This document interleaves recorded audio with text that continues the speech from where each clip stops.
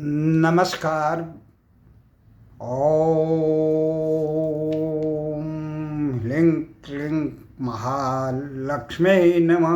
ओम ह्लीं क्लीं कमले कमलालये प्रसिद्ध प्रसिद्ध श्रीं ह्रीं श्रीं ओम महालक्ष्मी नमः। आप सभी को दीपावली की पावन पर्व की हार्दिक शुभकामनाएं। दिवाली, बग्वाली और अनेक नामों से दीपावली किन नामों से विश्वविख्यात प्रकाश के इस पर्व पर आप सबको हार्दिक बधाई, नमस्कार। दीप ज्योति परम ब्रह्म दीप ज्योति जनार्दनम, दीप ज्योति परम ब्रह्म दीप ज्योति जनार्दनम। दीपो हरतु मे पापम संध्या दीप नमस्तुते। शुभम करोति कल्याणम आरोग्यम धन संपदा शत्रुबुद्धि विनाशाय दीपकाम नमोस्तुते। आज 31 अक्टूबर की दोपहर के 3:40 के करीब हो रहे हैं। अब से कुछ देर बाद 3:52 से आज 31 अक्टूबर को कार्तिक मास की कृष्ण पक्ष की अमावस्या है। ये अनेक युगों से दीपावली के पर्व मनाया जाता है। हिंदू हो, बौद्ध हो, सिख हो, जैन हो, सभी इसको भारतीय सनातन धर्मी इसे पूरे विश्व में बहुत प्रकाशोत्सव को बहुत ही हर्षोल्लास के साथ मनाते हैं। देश के तमाम अंधेरा दूर करेंगे लोग मेरे गांव बच्चे बूढ़े जवान सारे बहुत उत्साह से, सेना हो या आम जन नागरिक, इस पर्व को बहुत हर्षोल्लास करना है। इस पर्व में किसी को दुख नहीं दिया जाता। इतना महान पर्व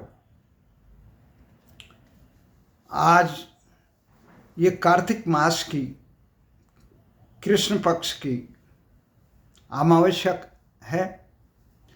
3:52 से ये पर्व शुरू होगा, जो 1 नवंबर की सायंकाल 6:16 तक रहेगा। आज पूरे विश्व में दीपावली का पर्व बहुत धूमधाम से मनाया जाएगा।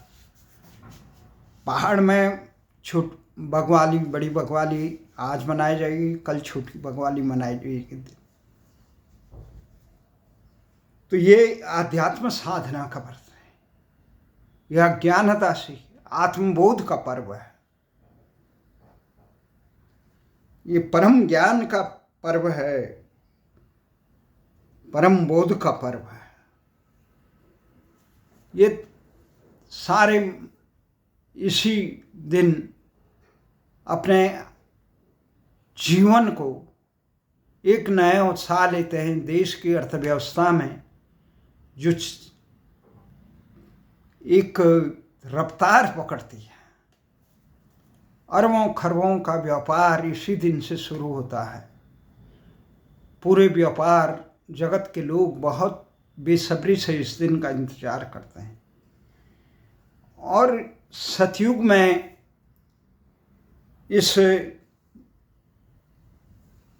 इसे दीपावली का जो था, ये कमल पर महालक्ष्मी प्रकट होती है। ये देवासुर संग्राम चला था, जो सुर और असुर समुद्र मंथन का। इसमें हलाहल विष के साथ जहाँ एक तरफ धनंतरी देव प्रकट होते हैं, इस पूरे विश्व सृष्टि के कल्याण की औषधियों से युक्त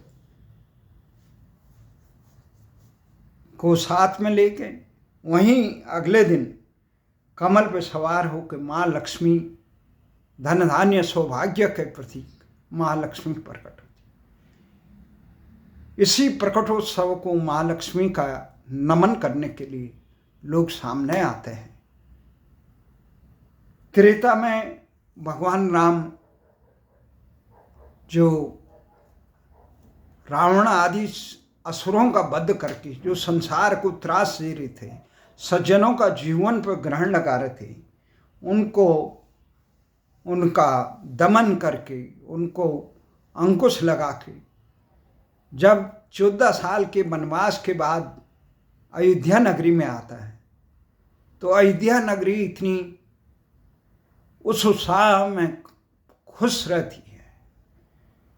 तो उस खुशी में वो पूरे अयोध्या नगरी को दीपों से सजाते हैं और इसे बुराई पर अच्छाई की जीत के प्रतीक मनाते हैं, दीपावली का पर्व। द्वापर में क्या होता है, भगवान कृष्ण जिन्होंने साफ संदेश दिया, परित्राणाय साधूनां विनाशाय च दुष्कृताम धर्म संस्थापनार्थाय संभवामि।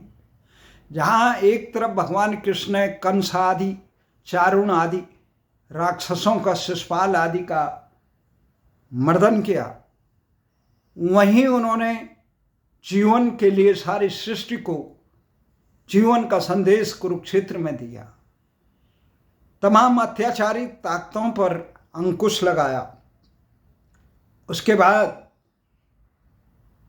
द्वापर में ही भगवान कृष्ण एक नरकासुर दैत्य था, बहुत बलशाली था, उसे ये वरदान दिया गया था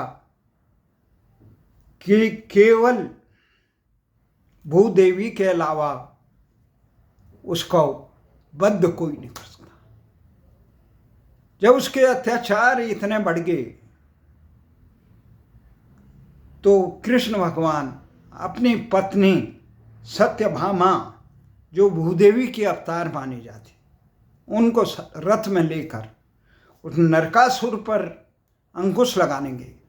तो नरकासुर से संग्राम में भगवान कृष्ण पीड़ित हुए। उससे क्रोधित होकर सत्यभामा, जो भूदेवी का अवतार थी, उन्होंने नरकासुर का वध किया। इस नरकासुर के वध करने के खुशी में अगले दिन लोग दीपावली का पर्व मनाते हैं। बौद्ध धर्म में भी ये है कि महावीर बौद्ध 18 साल के बाद, अपने दिव्य ज्ञान प्राप्ति के बाद, जब अपनी जन्मभूमि कपिलवस्तु में वापस आते हैं, तो इस खुशी में उनके अनुयायी दीपोत्सव मनाते हैं। सिख धर्म में भी, जैन में भी महावीर जैन की पावन स्मृति में ये जैन धर्मावलंबी इस दीपावली को मनाते हैं। सिख धर्म में 1618 में कार्तिक मास की अमावस्या के दिन छठे गुरु हरगोविंद सिंह जी को 52 कैदियों के साथ छोड़ा गया, से बंदी छोड़ दिवस के रूप में मनाते हैं और दीपोत्सव के लिए इस खुशियां को करते हैं। अकबर के दरबार में भी, मुगलिया सल्तनत में अकबर के दरबार में भी एक 40 गज के ऊंचे बांस में एक बड़ा दीप जलाया जाता था और ये उत्सव मनाया जाता था। ये तमाम चीज़ें संसार में,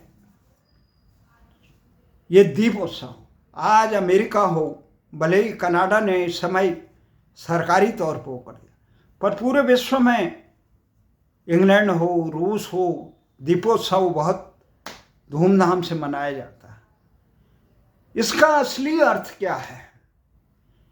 जहाँ एक तब अंध तुष्टिकरण के लिए दिल्ली की सरकार जो पराली से लेकर अन्य चीज़ों व प्रदूषण पर नियंत्रण करने में असफल है, वो अंध तुष्टिकरण के लिए दिल्ली में पटाखों पे प्रतिबंध लगा के सनातन धर्म वालों को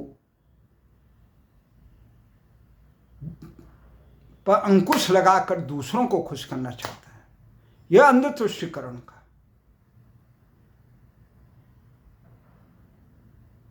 यह किसी की खुशियों में खलल डालना,